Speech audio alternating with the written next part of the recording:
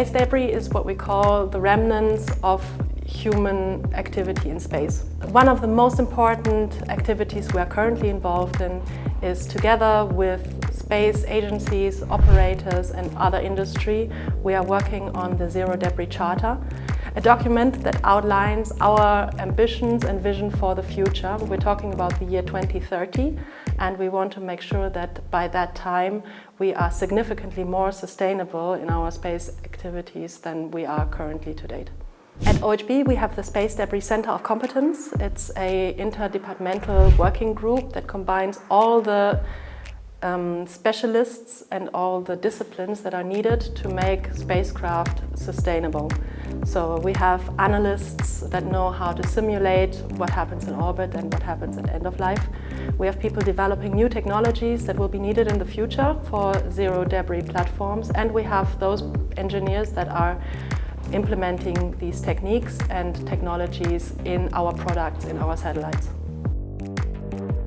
In order to avoid the formation, the creation, or to avoid other collision with spacecraft that are not working anymore, we make them re-enter on the Earth, and we can do it in two ways, with a controlled and uncontrolled way. Of course, in terms of propellant and then mass for the satellite, the uncontrolled strategy is the best option. So we do develop solution, doing tests on material. The most difficult part of the analysis is being able to simulate something that you don't have prediction about. You collect the data also from previous mission, you do your tests, you implement your results, you create your model, and then you get the results of your analysis, and according to those results, you build a real spacecraft that it's going to be launched into the space. The hardest part is being able, with accurate hypotheses, to predict what is really going to happen there. Design for Demise is a sort of a concept on how we build satellites to produce less space debris after re-entering the Earth's atmosphere. We're essentially looking at the materials that we use in day-to-day platform and payload solutions and how they behave during re-entry. From that standpoint, we also have to consider how we can potentially make spacecraft better and more demisable.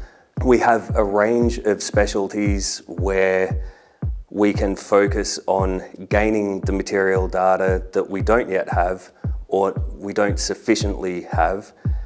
Whilst it's not exactly one-to-one testing compared to what we'd see during re-entry, it's as close as we can get on terra firma. And this dramatically helps us achieve better understanding in what we do, what we use, and how we use it. Every project has its own space debris mitigation plan, and we have a standard platform which is called EOS, which is used for Earth observation missions. And it means that we basically take the core of every satellite and we can reuse many parts of it.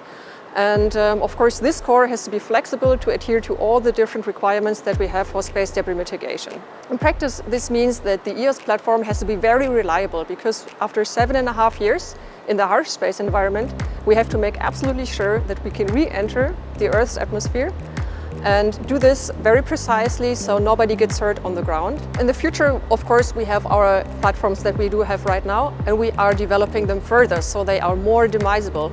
And on the other hand, we are developing new platforms with the aim of developing a zero debris platform, which means that we have full demisability, and also we make sure that no harm is done on the ground.